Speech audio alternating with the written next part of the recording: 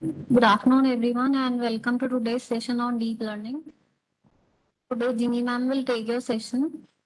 Good afternoon, Jeannie ma'am. Good afternoon. Ma'am, I have given you the so that we can start. Okay.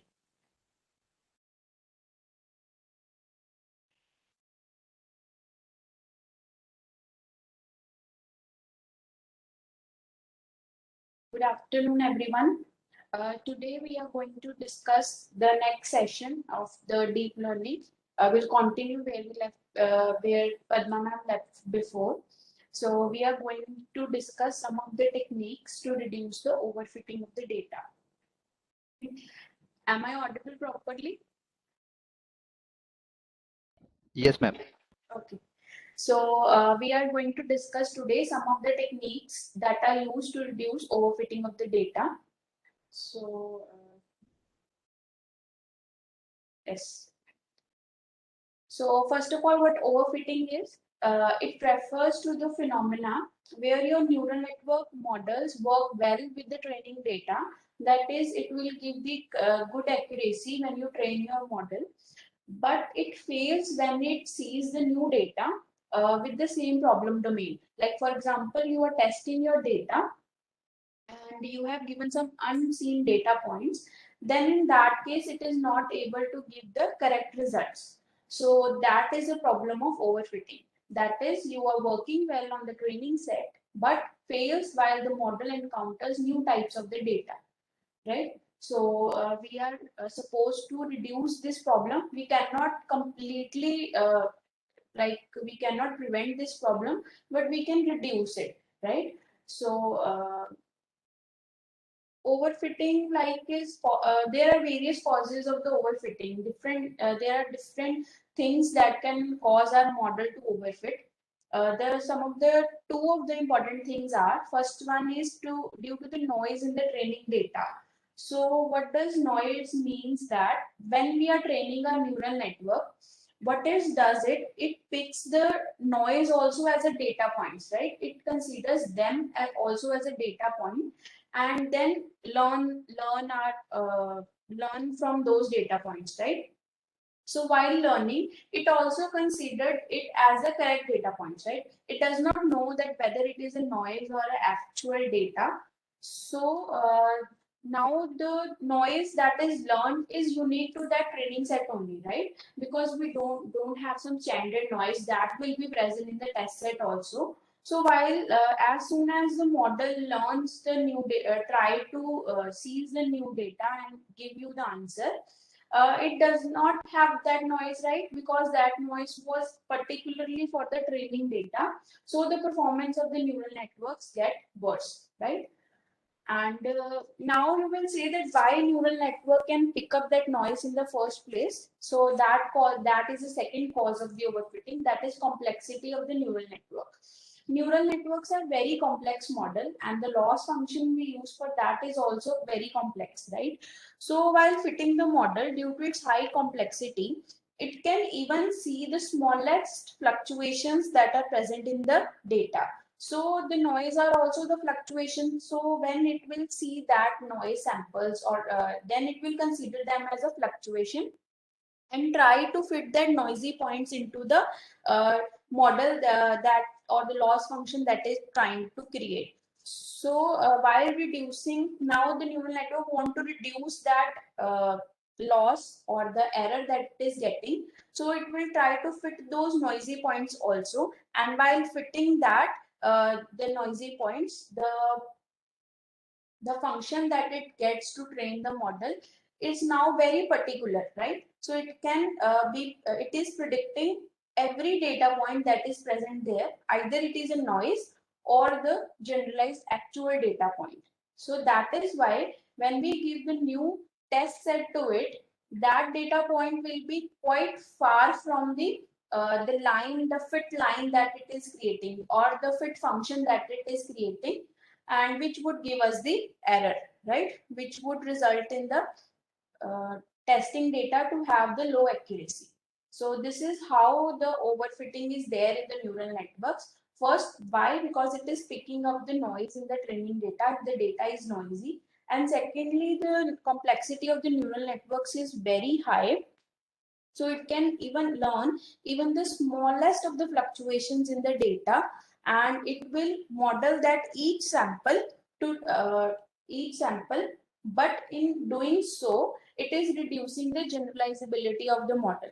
Now, suppose if the new arbitrary samples will be there, so it will be away from the fit function that is there, and then it will consider them, that they are not they don't belong to the right class and will give us the wrong results. So this problem is also known as that it has a high variance in the data, right? You can see how it is high variance because the test point will be very far from the actual fit line that it is creating while training. So we can say that data has very high variance. So this is a problem of overfitting that we want to reduce. So first is the regularization. It is a set of techniques that we can use to the lower down the overfitting in our data and reduce the variance that we saw, that we tell you that there is a high variance in that data. So we try to reduce that and try to prevent the overfitting of the model. Now we told you that the overfitting is due to the noise and due to the complexity of the neural network.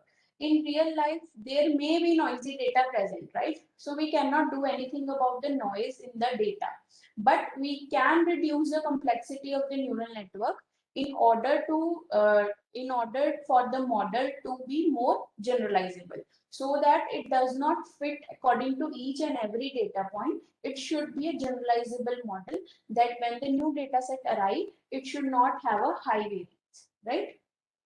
So we can reduce the complexity of a neural network. So this reduction in the complexity is done using regularization. So we can say that regularization refers to a technique that lowers the complexity of the neural network during training so that it can prevent the overfitting, right? So there are actually two popular techniques that are used in the regularization: the L2 regularization and L1 regularization. We'll discuss both. So first is the L2 regularization. So L2 regularization is also known as weight decay or ridge regression. So what does weight decay means? That while training the neural network, it tries to reduce the weights that are being learned, right, to a smaller value, so that we can reduce the complexity of the neural network. So it is also known as weight decay, or it is also known as ridge regression. So in regularization, what is done is, we know that by back propagation in the neural networks, right? You have studied back propagation. So in back propagation, we used to calculate the loss function, right? So loss function was based on the weights that our model has learned. So we are changing something in that loss function so that we can reduce the weights, right? So that term which we are adding in our loss function is known as the regularization term, right? So we are adding some extra term in the loss function so that overall weights can be reduced. The term which is added here is also known as the L2 norm, and it is this alpha by 2. This is a weight matrix that is learned of squared of the weight matrix, right? So what does it means? That it is sum of the squared weight values of a weight matrix. That is all the weight matrix that is learned during the forward propagation. Each values squared multiplied by alpha by 2 gives us the regularization term that is added in the loss function. Now what is done in the back propagation? That after we have our loss function with us, we do the gradient of that, right? So while we do the gradient of it, we try to update the weight, right? So the new weight would be either the old weight minus the new weights we are getting, or it will be the plus of the new weights we are getting, depending upon we are getting a positive or a negative one, right? So similarly, when we are adding this term to the loss function, this LW is the same loss function that we are using, sorry, that we are using while back propagating. So we are just adding this new term. So when we take the gradient of this, it will come as a minus term, and it will try to reduce the weights that were initially being initialized while back propagating, right? So in this way, it is able to reduce the weights. So alpha here is the regularization rate. It tells us how much we want to regularize our model. So it is alpha by 2 and square of weights. Now we know that the weights are squared here. So what this L2 regularization is doing is it tries to reduce the weight values towards 0, but not exactly 0, right? Why not exactly 0? Because we have a square function. So while coming down near to 0, our curve flats, right? It flattens, but it does not reach the 0, right? So that is why it tries to reduce the weights to become approximately or near to 0, but not exactly 0. So this is the L2 regularization, that it adds a regularization term in the loss function, and we get a new loss function, that is L cap W, and this loss function would help us to reduce the weights of the neural network that has learned, which will in turn help to avoid the overfitting or reduce the overfitting. So it means that by adding regularization term, what we are doing is we are adding an additional value that will subtract from the current weights that it is learning.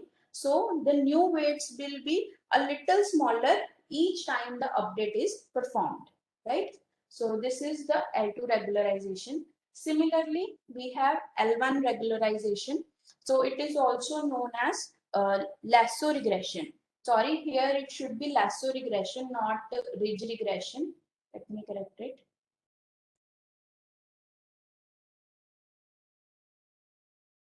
Right? The ridge regression was L2 regularization. It is lasso regression. Here also we are similarly to the L2 regularization. Here also we are adding a regularization term. Instead of being the square of the weights, it is absolute value of the weight parameters that we have, and we are multiplying it by alpha. Alpha is the same regularization rate which tell us how much regularization we want. Now this is an absolute value of weight. It can be reached to 0 also now. So it encourages the weight values to be 0 and not close to the 0, right? So how can we say that regularization reduces the overfitting in our model? How?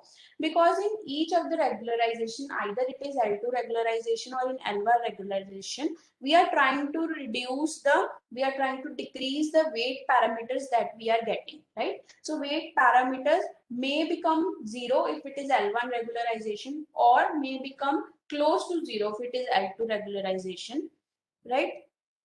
So now when the weights start reducing, like for example, if we suppose do the polynomial fit, we neglect the terms that are very small, right? So if the weights are very small, that could be neglected, and in return, it would reduce the complexity of our model. So that is what we wanted, right? We wanted to reduce the complexity of our model, which in turn will help to get a better fit function, and which in turn will help to avoid the overfitting. So that is how L1 and L2 regularization works.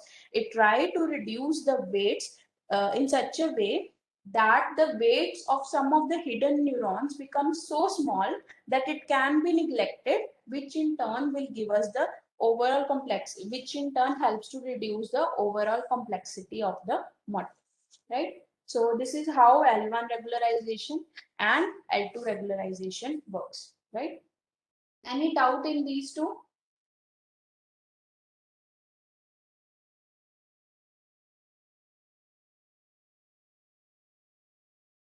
So if you are not having any doubt, this is the first technique.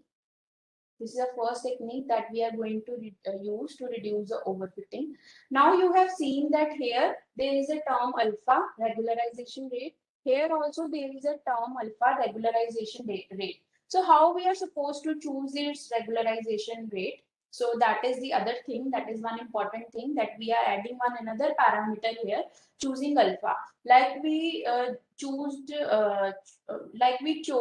different number of neurons in the hidden layers or different optimizer. So similarly, we have to choose alpha also, so that it can provide us a trade-off between low complexity and uh, accuracy of the system. We want our neural network to have a low complexity, but we also want our model to have a good accuracy. So the alpha value should be chosen in such a way that it should not be too high or too low. So if alpha value is too high, your model will be very simple, right? Because it is trying to reduce the complexity of the model. So when alpha is too high, it means you are regularizing very much. I told you that alpha is a regularizing parameter that tells us how much regularization you want to do. So if alpha value is high, it means that you are using a very high regularization. You are doing a very high regularization, which in turn will make your model simple, right? So regularization is used to make your model a little simpler than before. So if alpha is too high, it means you are using too much regularization. So it means your model will be quite simple, and then there will be a risk of underfitting the data, right? So your model, the fit function that you are doing there, will not be able to learn even the important underlying patterns if you oversimplify your model, right? So your model will not be able to learn enough that is required from the training data, which is used for making the useful predictions. If it is learning less, then in turn it will give us the what it will do is it will have a low training accuracy but a high testing accuracy, which comes under the underfitting, right? Similarly, you can make for alpha is too low. So if alpha is too low, it means your model will be still very complex. So it already had a overfitting problem. So you have the risk of still that your model will have overfitting, that it is learning too much about the training data, which is able to reduce the generalizability of our model. And in turn, it will not be able to predict the new data, right? So we have to choose the alpha very carefully. It should not be too high or too low, right? Because if it is too high, it will oversimplify your model, right? That is why we shifted from machine learning to deep learning, right? In machine learning, some of the problems require a complex fit function, but the machine learning fit function was simple for that, and it was not able to learn properly. So we switch down to deep learning, right? Switch up to deep learning, where the models were complex and it was able to learn the difficult patterns also. So we don't want to make our model too simple or too complex, right? So we have to decide between a trade-off of low complexity and an accuracy, right? So this was the only parameter that we were adding using regularization. So it is the only parameter we have to tune.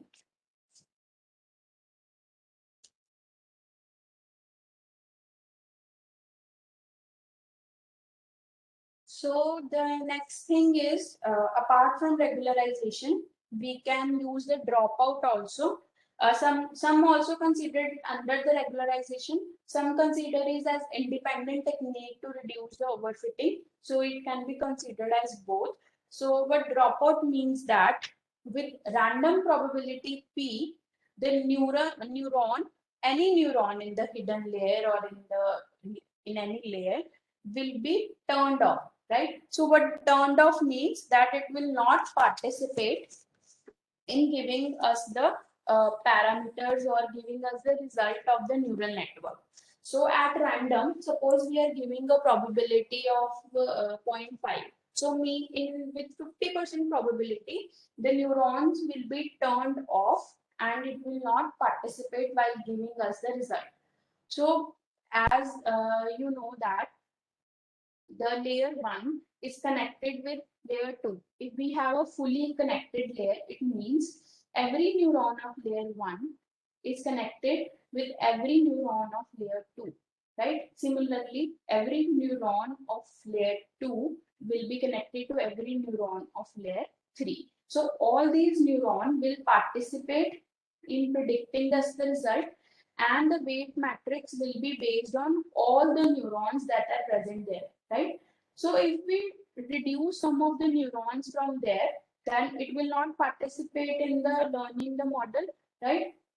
So the weight will not be updated corresponding to that neurons as they are not participating. So in turn, it is reducing the complexity of the neural network which we wanted, right? So the complexity of the neural network can also be reduced by dropping out some of the neurons in the hidden layer, right? So it will make the our network a little simpler, that is a less complex, and which in turn will help us to reduce the overfitting of the data, right? So these are two techniques that we can use. The dropout seems simple, right? We can just drop out randomly, but we can only drop till certain extent only, right? It is not that we can drop like 80% of the neurons or 60% of the neurons. It depends upon data to data. Suppose if we reduce too much of the neurons, right? We drop out too many neurons, right? But in turn, it will does it. Many of the neurons will not participate in the training, so weights will not be updated as we require it to be updated, right? So it will not be able to learn properly, which can also then underfit your model, right? So dropout should also be, we are using the dropout, we need to tune it also, right? So it may reduce the learning capability of the model, like we have to choose the alpha. See, in the similar way, we have to choose the with what probability we want our neurons to be turned off, right? To be dropped. So that is also one important thing that we require here. If we are dropping too much of the neurons like alpha, it will also underfit the model. And if we are dropping out very less, then it will not have much effect, and our model will still have the overfitting of the data, right? So these were the techniques that were used for the overfitting. If you have any doubt, you can ask.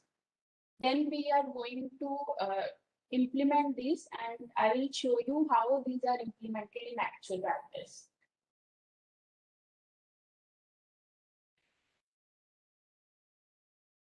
Anybody having any doubt?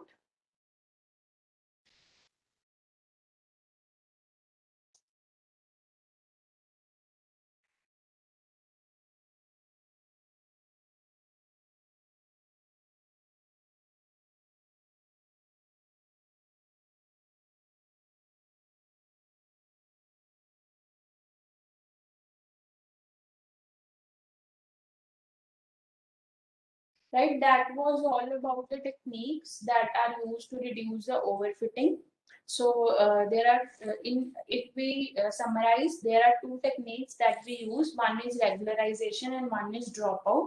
In regularization, we are adding a new term in order for weights to be to decrease the weights, numerical value of the weights. And in dropout, we drop some of the neurons with some probability so that they does not participate in the training.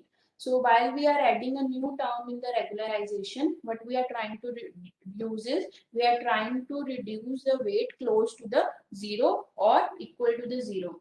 If the weights are reduced, then some of the weights which are quite low can be neglected, which in turn can help us to reduce the overfitting of the data, right?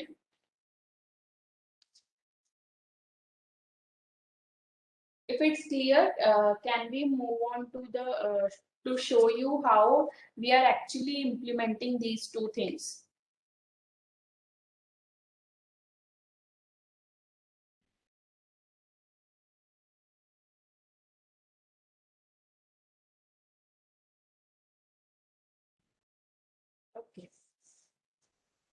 So let me share with you the Jupyter file.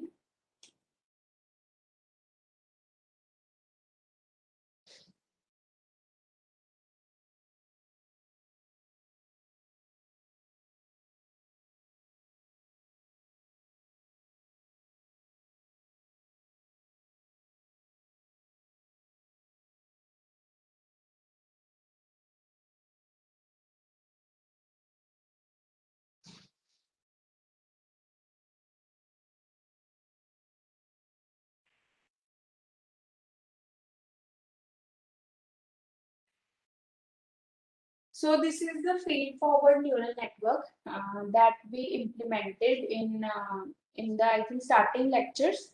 So it is the same feed-forward neural network that we did for images on the MNIST dataset. And on this, we will be adding a regularization in the same model that we did that day. And in the same way, it can be done to the CNN also. So I am doing it in the feed-forward neural network, and you can do that same in the convolution neural networks also. Or in any neural network, you can add in the same way that I am going to add today, right?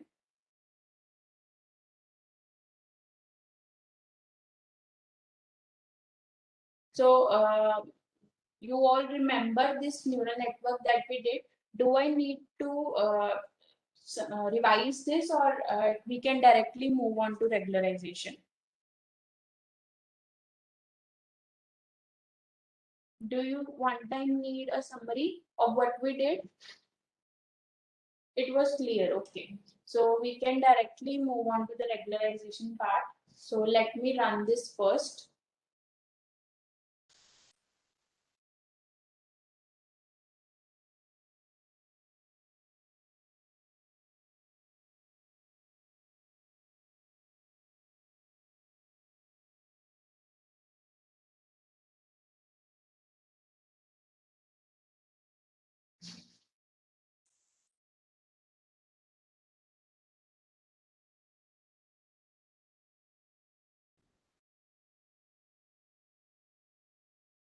So yes, it has been run.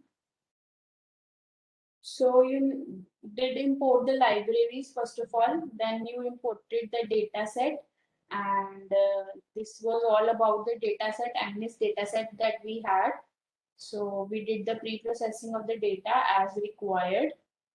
So while building the neural network, what we did was we added the layers, right, using the keras.layers.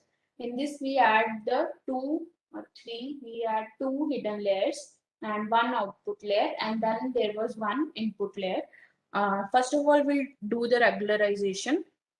So for that, I am adding the library here, right? So the library is from keras dot regularizers import L2. L2 is the L2 regularization that we did, right? So from keras.regularization import L2, we run this. You can see the library has been imported. Now you know that what regularization is doing is it is trying to reduce the weight, and it is done.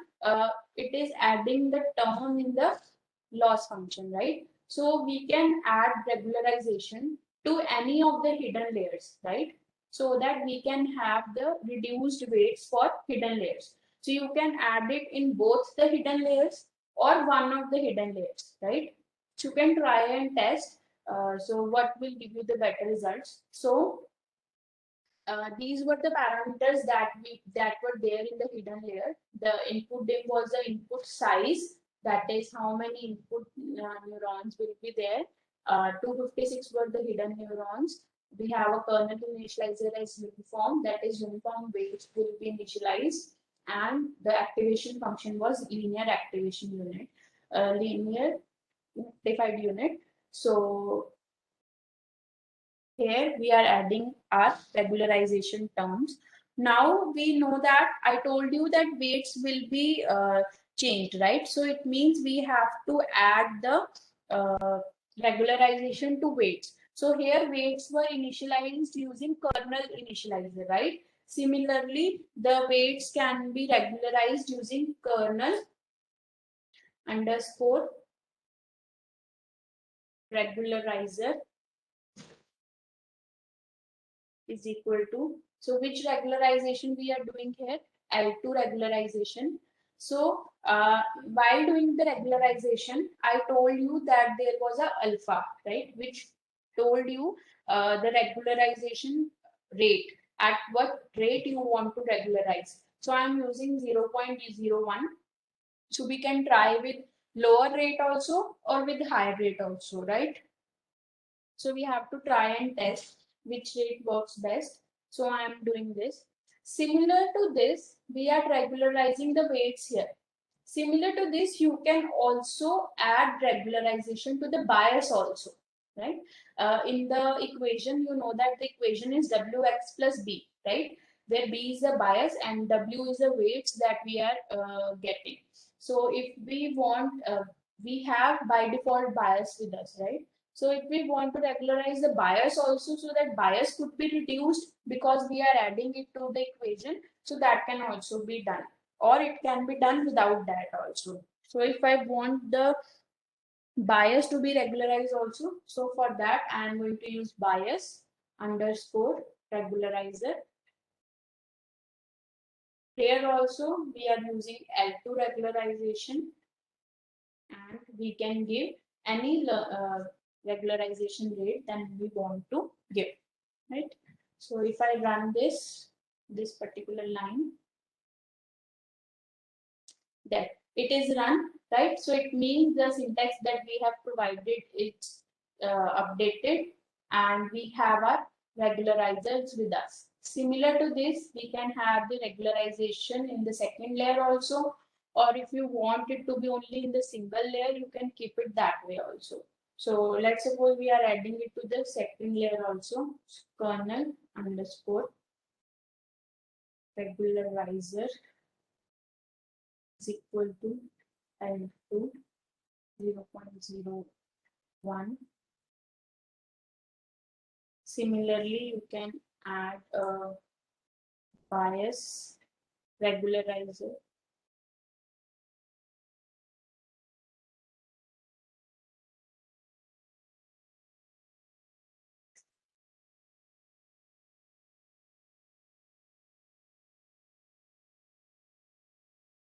So it is also run. Now let's run this again.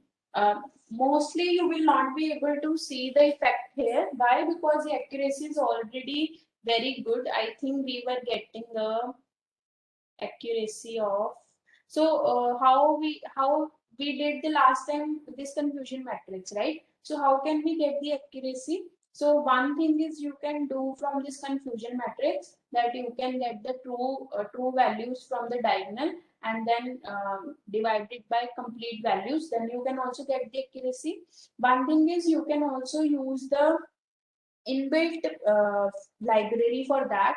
In the sklearn.matrix, there is an inbuilt library accuracy scores which give us the accuracy value directly. For that, we have given the test values and the predicting the true values and the predicted values, and we were getting an accuracy of 97.75%. So already accuracy was quite high. So we won't be able to see the much. We won't be able to see effect here.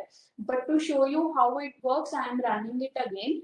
Uh, if you want to see the effect of this, try getting a noisy data and see that initially it was having an overfitting, right? So if it was having an overfitting and after you did the regularization, it will be able to reduce that, right? So here you won't be able to see the effect, but I'm still running it so that you can know that it is working.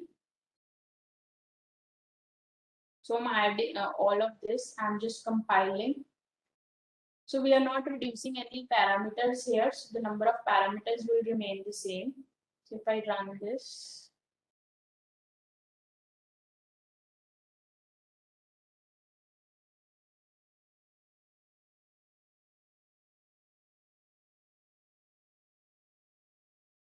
So we have our accuracy 95%, but initially we had accuracy to be, initial accuracy was 99. So you can see that accuracy, the training accuracy here is reduced, right? So why it is like that? Because it means there was some kind of overfitting. Now it is able to reduce that, right? So not much, but you can see the effect, right? Initially accuracy, the training accuracy you are getting was 95 and the 99, and the testing accuracy was 97. So there was a little amount of overfitting there. Now you can see that accuracy here is 95. If we run the rest of the code, let's see what we are getting a testing accuracy to be.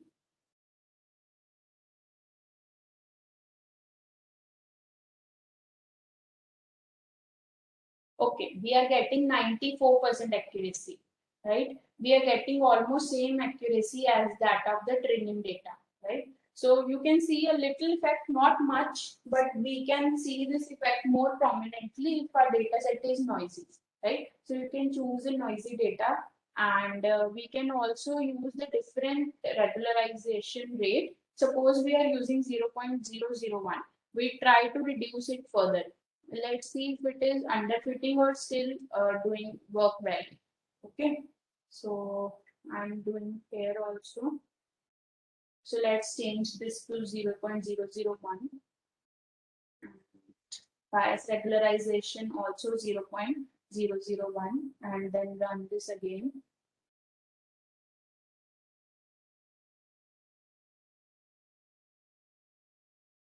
So rest all, everything will remain same.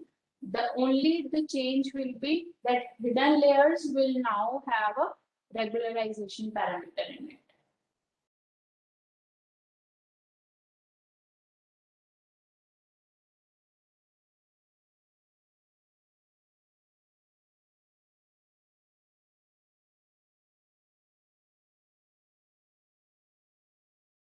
So now the accuracy is 97 here. It was 95 initially. So let's see what the testing accuracy is coming out to be.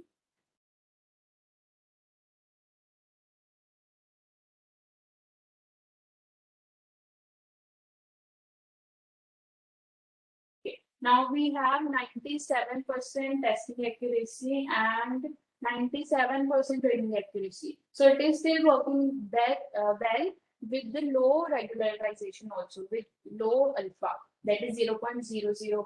So if you further reduce down the alpha, I think it should be underfitting the data, right? So you can try different values of alpha, and then you can check the regularization parameters, right? And in a similar way, we have the L1 regularization also with us. Let's do that. So for that, let's make a copy of this file again. Right. So in the same way that we did before, let's first run all these cells.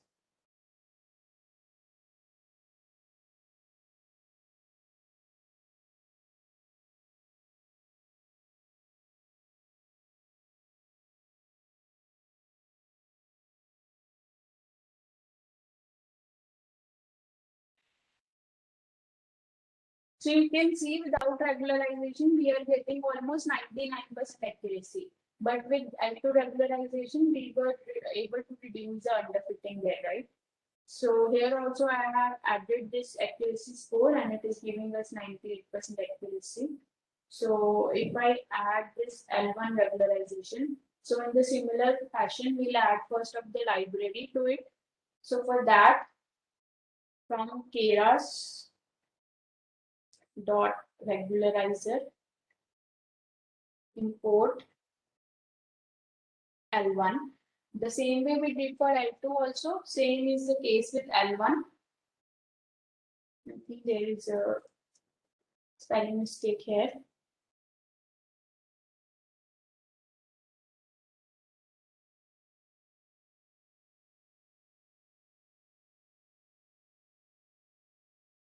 regularizers. It should be S. Yes, now it's running fine. So in the similar fashion, we can add the regularization here. So what should be the syntax for that? In the similar manner we did there, the kernel regularizer. Kernel here means the weights that we are doing, right? The kernel regularizer equal to L1, and in the similar fashion we are doing the rate. So we can, it is not important that we give bias regularizer. If you can give or you cannot, it's up to your wish. You want to regularize the bias parameter or not. So if I run this without that, it is still working, right? So if I do the bias regularization, then also it will work. So let's do first without bias regularization and then with, so that we can see if there is any different visible, right? It may not be visible here because I told you that the data does not have a noise. So it may not be prominent, but in some cases it is it is highly prominent when the data is noisy. So if I run this, right? So it means it is working. Let's run this again.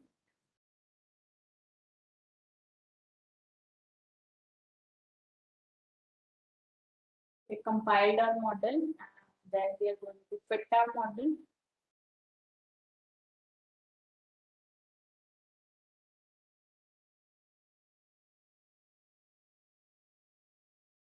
We have just see the effect of L1 regularization here.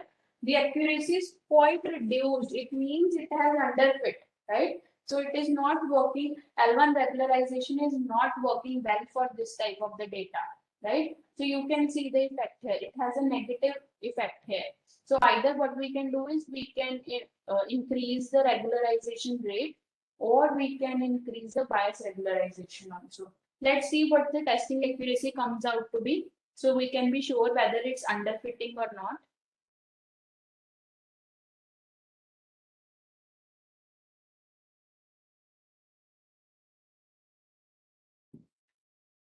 See, the accuracy, testing accuracy is also reduced. It means it is not able to learn anything from our data, right? So let's add the bias regularization here and see if it is improving the accuracy or not, right? Sometimes if some regularization is not required and we are still using it, you can see that it can cause the negative impact also.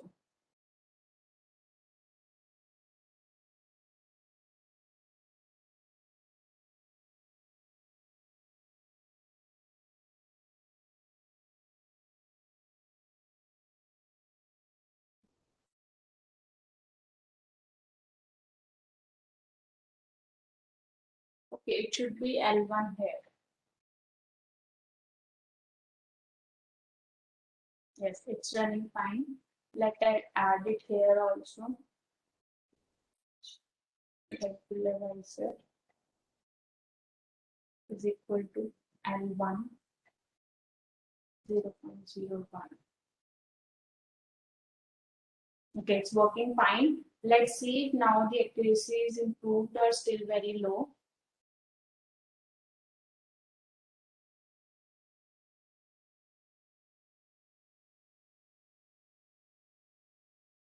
No, the accuracy is still not improved. It means the advanced regularization does not work well for these type of data set, right? So you have to try and test which type of regularization will work for you. So L2 regularization was working good here, but L1 regularization is not, right?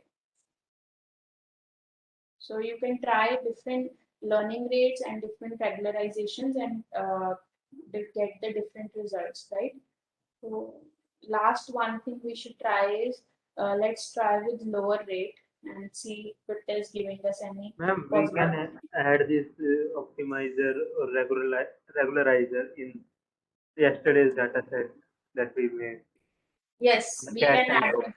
because that accuracy was low. Yes, we can add in that also. So in that case, you can add it in the convolution layer, right? So it will be same. You can add it there, right? You can show us there we can also see the effect. It was not learning properly. Why? Because we had trained it for less number of epochs, right? Because it was a complex network, it required more epochs. It doesn't mean that it consists of noise. But I can show you there also. But it still does not mean that it will work there, right? We will finish this and we can go to CNN also, right? I can show you there also. So you can see that now the accuracy is good, right? So what I have done is I have reduced the regularization parameter alpha, right? So it means alpha was quite high for this type of data and it was giving us the underfitting. So to avoid that, we reduced further the alpha size and now the accuracy is good, right? So you can see clearly now you can see the effect of L1 regularization and you can also see the effect of alpha here, right? If the alpha was 0.01, it was giving very low results and now I have taken alpha as 0.001 and now it is giving us the correct results, right? So I have taken alpha as 0.001, right? Initially it was 0.01. So this is all about the regularization and now I can show you the dropout also. So let's do that on CNN, right? So you can know that both things work in both of those files. So we did yesterday using this, right? So this is what we did yesterday. So let's create a copy of it. Right? And let's perform the dropout here, right? First, let's run this again.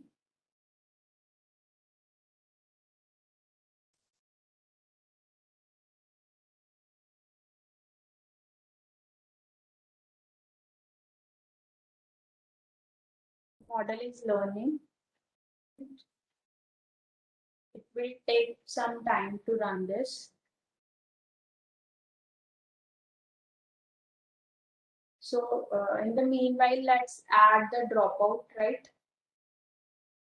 So we have to add the dropout.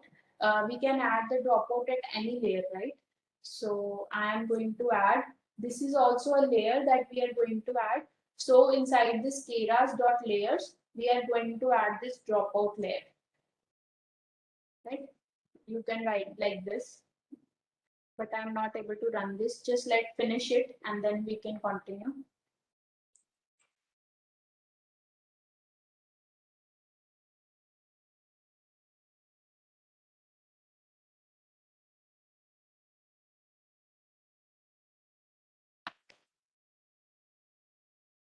We should have actually run it for lower number of epochs, right? Because it takes much time.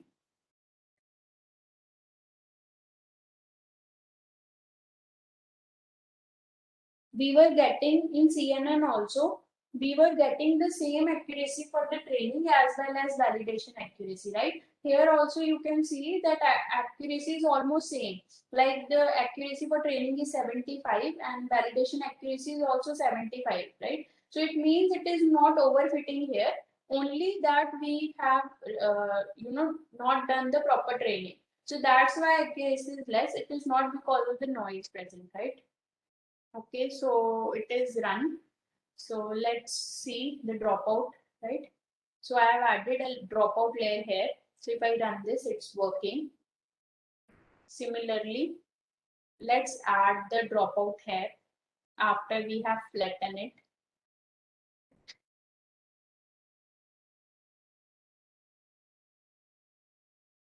Model dot dropout. So here we were providing the probability. With what probability we want the dropout to be. Let's say we are dropping out with 50% probability. If I run this.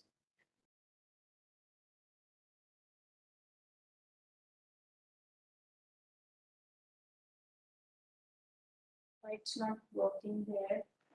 Wait.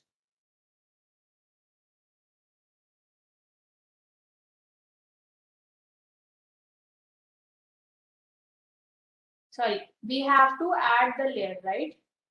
So we added all those layers similar to the way we are going to add here also. Add. So what I'm going to add, I'm going to add a dropout layer, right? So let's do it with 50% probability. You can see it has run now. So let's see how it is affecting the accuracy, and let's reduce the number of epochs to 10, right? And we can see that at 10th epoch, the accuracy was around 69 and 73, right? So let's run this again.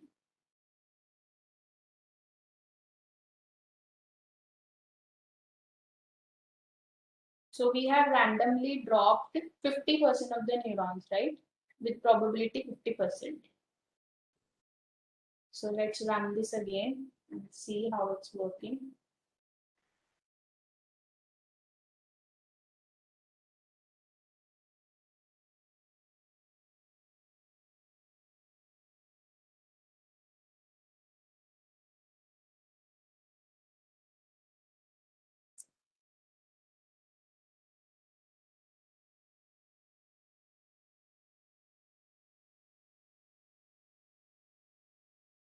So you can see the accuracy is now reduced. Initially it was around 73, but now it is up to 63. It means we have dropped more connection than we are supposed to do, right? So you can also test the accuracy and see what we are getting here. Let's run this also. Let's see. Yes, we can see the accuracy is 50%. So it means the model is not working well with so much of dropout, right? So we can reduce this dropout or increase this dropout, and we can try different methods there, right? And one of you also wanted to regularization here. So we can do that also. For that, just insert here, and from the Keras, we'll import the regularizer from Keras dot regularizers import and to, right? It's working. So like I told you, we can add this regularization at the convolution layer. So let's add at this convolution layer, right? So comma, so what it will be, kernel regularizer is equal to L2 0.01, right? I run this. Okay, we have an error here.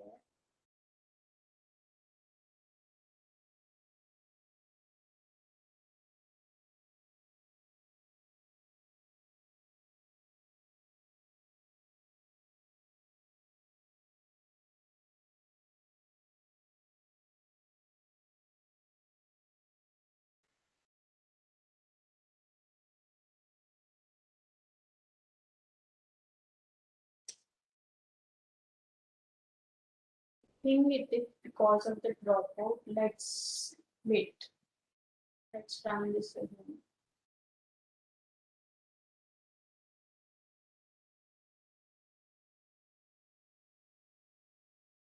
Right now it's working. It was because we had initialized dropout before, and it was dropping some of the neurons, which was making it incompatible, right? So now it's working. You can see that we have added a kernel regularization here. So similarly, you can add regularization to any of the convolution layer, and we are then good to go. If we run this, let's see if it is showing some effect or not, right?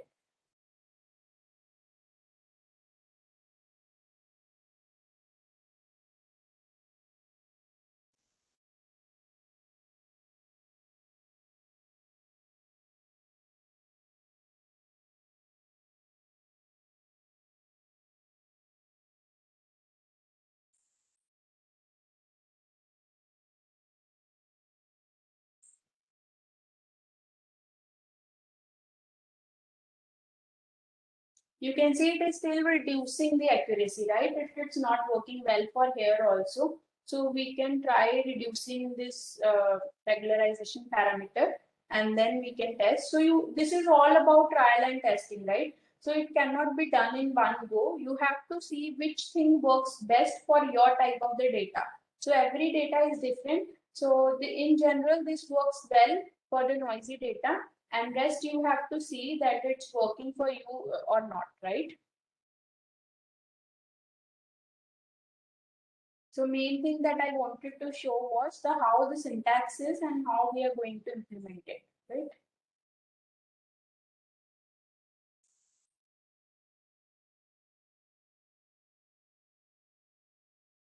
And it also depends that we are here training only for 10 epochs. It will increase the epochs, it may learn better, right? So you can see the now the accuracy is somewhat improved as compared to before. Initially it was near 50s. Now we are getting it near 70s. So you can try and test different parameters, right? So we have done on CNN also, and we have done on the feed forward neural network also. Both dropout as well as the regularization. You can ask any doubt if you have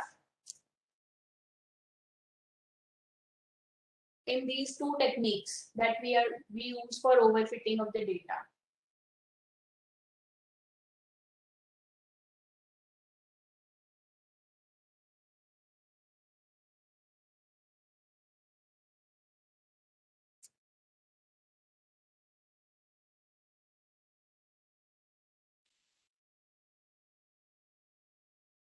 Yes, anybody, any doubt they want to ask?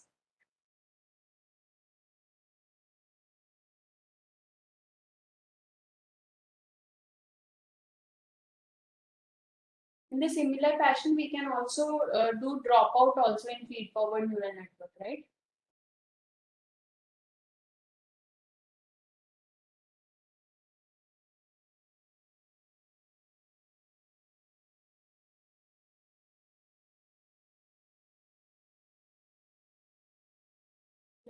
Let's see if it is running better with 30 epochs.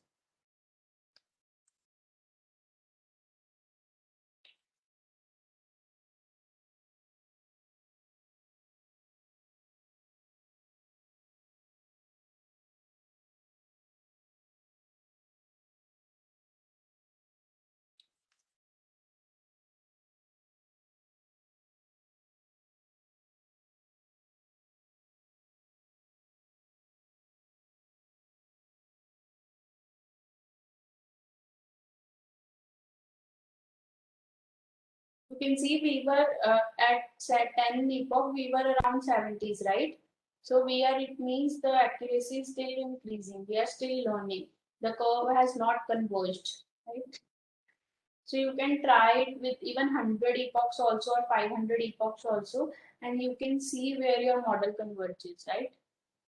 And then you can try different regularizations if still you are getting some overfitting or underfitting in your data.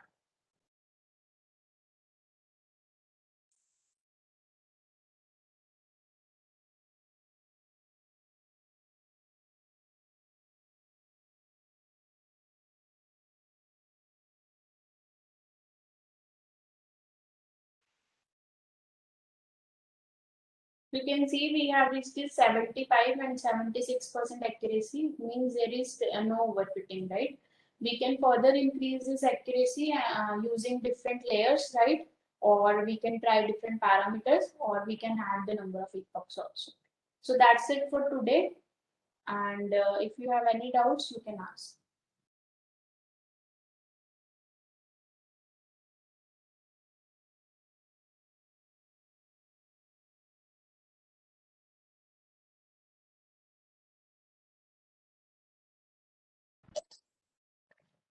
Anyone having doubt in today's session? Yes, good afternoon, ma'am. Yes. sir. Ma'am, I have one doubt. Actually, I already working with somehow the deep learning concepts. So my model I had trained that is giving me approximately 99% accuracy during the training time.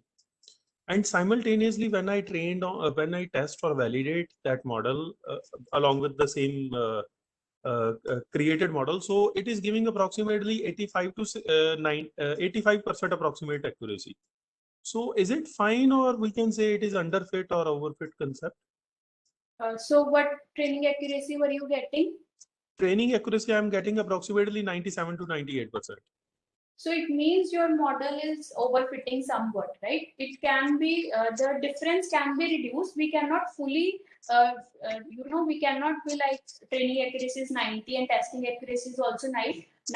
That is not always the case, but we can always try to reduce this difference, right? Okay, that may be the case of the overfitting or underfitting. That may Yes, it means not underfitting, it is overfitting, be right? overfit. Yes, it is a case of overfitting. So what you can do is you can hyperparameter tune your parameters. Like for example, the number of neurons in the hidden layer. You can, if you are using dropout, you can parameterize that. You can even hyperparameter tune your image size also, right? Image size also affects your model. So there are 3-4 ways you can reduce this overfitting, Right. Right. apart from the regularization that we did. Okay. Right. I'll try and then we'll do. Yes, Right. yes, sure.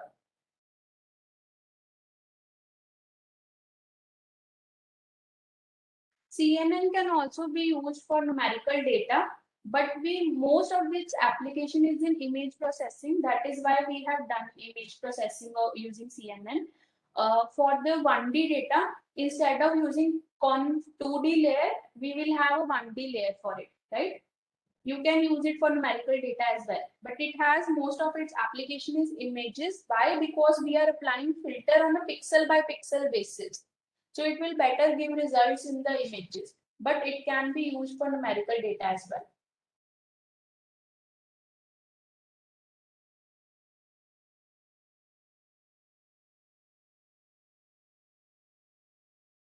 So you can use conv 1D layer and similarly maps pooling 1D layer.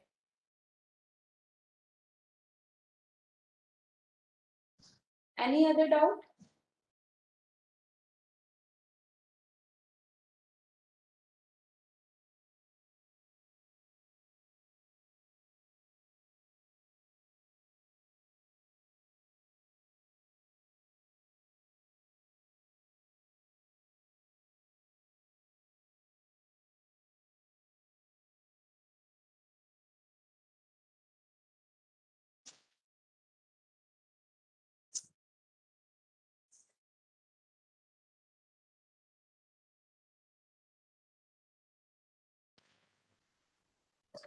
Ma'am, shall we end the session then? Because I don't think there are more doubts now.